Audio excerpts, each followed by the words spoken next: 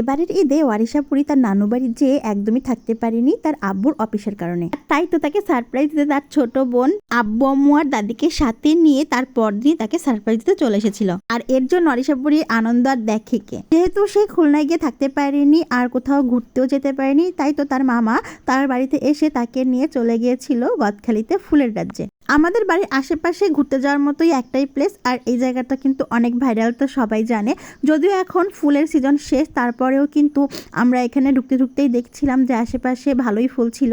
মানে এখানে যেহেতু বাণিজ্যিকভাবে ফুলের চাষ হয়, তাই সারা বছর এখানে কিন্তু কম বেশি ফুল থাকে। আর এখানে আসলে এত এত ফুল আর ফুলের বাগান দেখে কিন্তু মনটা এমনিতেই ভালো হয়ে যায়। আর এই তো আমরা গদখালি বাজার থেকে আমরা সরাসরি পানিসারায় চলে এসেছিলাম, যেখানে মেইনলি ফুলের দোকান আর বিভিন্ন ধরনের পার্কগুলো ছিল। আর এখানে আস্তে আস্তে ফুলের দোকানগুলো দেখছিলাম, কত কত ফুল। তো প্রথমেই আমরা চলে গেলাম আমাদের দুই মেয়ের জন্য ফুল দিয়ে ক্রাউন তৈরি করে নিতে। আর আমার ছোট বুড়ির কিন্তু এটা প্রথমবার গদখালিতে আসা, তাই তার জন্য তো একটা ক্রাউন নিতেই হবে। তো এইদিকে ফুলের ক্রাউন বানানো হচ্ছে, আর এদিকে তারা ফটোশ্যুট করতেছিল ফুলের ভিতর গিয়ে। মামনি আর ভাগ্নির কত ঢঙে যে ছবি তুলতেছিল। তো এদিকে দেখতে দেখতে আমাদের ফুলের ক্রাউনও কিন্তু তৈরি হয়ে গেছে। তো প্রথম ক্রাউনটা আমি আমার বুড়িকে পরিয়ে দিচ্ছিলাম, ছোট বুড়িকে। আর মাশাআল্লাহ, ফুলের ক্রাউনটা মাথায় দেওয়ার সঙ্গে সঙ্গেই আমার মেয়ের একেবারে চেহারা পাল্টে গিয়েছিল, একেবারে ফুলকুমারী। সেও কিন্তু খুব সাজুনে বুড়ি, সাজুগুজু করতে সে কিন্তু অনেক পটু, তাই ফুলের ক্রাউনটা মাথায় দিয়ে সেও কিন্তু বেশ আনন্দ করতেছিল। তবে তাকে দেখতে হবে আসলে জিনিসটা কি, তাই আর তার মাথায় রাখা গেল না। মানে সে ফুলগুলো ছিঁড়ে ফেলছিল, পর দাদির মাথায় দেয়াতে তার কি রাখ, তার জিনিস আবার দাদির মাথায় দেওয়া হয়েছে কেন, সেখান থেকে নিয়ে সে নিজের মাথায় দেবে। তো এদিকে তাদের খুনসুটি চলতেছে, আর অরিশারও ক্রাউনটা তৈরি হয়ে গেছে, তাকেও পরিয়ে দিলাম। আর মাশাআল্লাহ, আমার বুড়িটাকেও কিন্তু দারুণ লাগছিল। তো এখন দুই বোনের ছবি তোলা হচ্ছে ফুলের ক্রাউন মাথায় দিয়ে। এবার ছোট বুড়ির নিজের ফুলের ক্রাউন থেকে বোনেরটাই বেশি পছন্দ হচ্ছিল, সেটা নিয়ে টানাটানি। তো যাই হোক, এভাবে যুদ্ধ করে আমরা বেশ কিছু ছবি তুলে নিলাম। আর তাদেরকে ছবি তোলাতে গিয়ে কত কিছু করে যে তাদের ছবিগুলো তুলতে হয়েছিল তার কি বলবো। তারপরে সে আবার আনন্দ করে খুব মজা করে ছবিগুলো তুলতেছিল। দুই বোনকে খুবই সুন্দর লাগছিল মাশাআল্লাহ।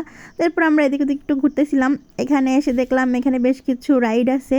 তো আরিশা বুড়ি দৌড়ে গিয়ে জাম্পিং রাইডে উঠে পড়লো, সেখানে এটা তার অনেক পছন্দের খেলা। মানে এমনি তো সারাদিন বাসায় লাফালাফি করে, তো এরকম একটা প্লেস পাইলে তো আর কিছু লাগে না।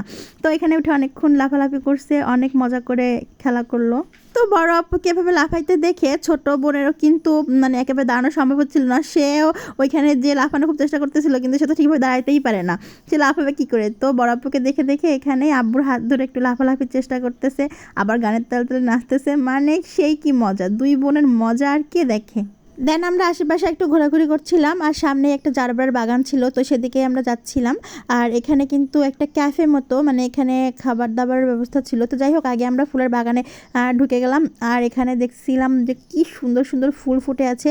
তো আমরা যেহেতু বিকালবেলা গিয়েছিলাম, এখানে কিন্তু ফুলগুলো সকালেই তুলে নেওয়া হয়, বিকালে অতটা ফুল থাকে না। তো লাকিলি এখানে দেখছিলাম আমরা যে একটা চাচা ফুল তুলতেছিল, আর তার হাতে খুব সুন্দর কিছু ফুল ছিল। মানে খুবই সুন্দর লাগছিল এই ফুলগুলো দেখে, এত সুন্দর, চোখে ধাঁধা লেগে যাওয়ার মতো, কাছ থেকে এত সুন্দর লাগছিল এই ফুলগুলো। তারপরে এই যে আমার ফুলকুমারী, সেও ফুলের সঙ্গে সুন্দর সুন্দর পিকচার নিল। মানে সেও পারে খুব খুব ঢং করে করে ছবি তুলতেছিল।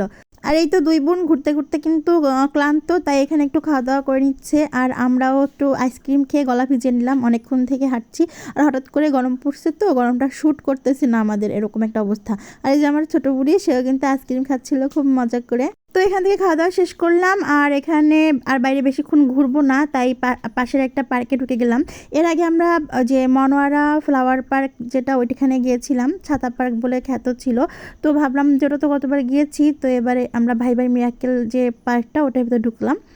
তবে আমরা ঢুকে পুরাই হতাশ হয়ে গিয়েছিলাম, কারণ এখানে আসলে তেমন কিছুই ছিল না। আর যেহেতু এখন ফুলের সিজন, এখানে ফুলও যে খুব একটা ছিল তাও না, শুধুমাত্র ঈদ বলে এতটা গ্যাদারিং ছিল। তাছাড়া আমরা কিন্তু এখানে যে খুব একটা ভালো লাগেনি আমার।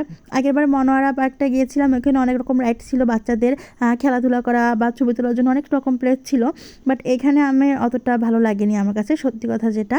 তো তারপর এখানে সামনে গিয়ে দেখলাম যে সাফিনা পার্কে যেরকম একটা স্ট্যাচু ছিল, এখানেও ঠিক সেরকম একটা স্ট্যাচু যে বানানো আছে। তো মনে হলো যে হয়তো এর মালিক আর ওর মালিক দুজনই সেম হইতে পারে। তো যাই হোক, এখান থেকে একটু ছবি তুললাম, যদিও প্লেসটা খুব একটা পরিষ্কার ছিল না। তো যাই হোক, এখান থেকে ছবি তুললাম। আর এই যে আমার ফুলপরি, প্রজাপতির মতো সে তো পাখা মেলে উড়ে বেড়াচ্ছে। আর এখানে এই যে আমার ছোটো বুড়ি, সেও পোজ দিয়ে দিয়ে সুন্দর সুন্দর ছবি তুলতেছিল আম্মুর সঙ্গে। তারপর এখানে আমরা আর ছবি তুললাম, আশপাশটা ঘোরাঘুরি করছিলাম। এখানে একটা সুন্দর জিনিস দেখতে পেলাম যে এখানে একটা ফুল দিয়ে একটা পুতুল যেটা রাউন্ড ঘুরতেছে।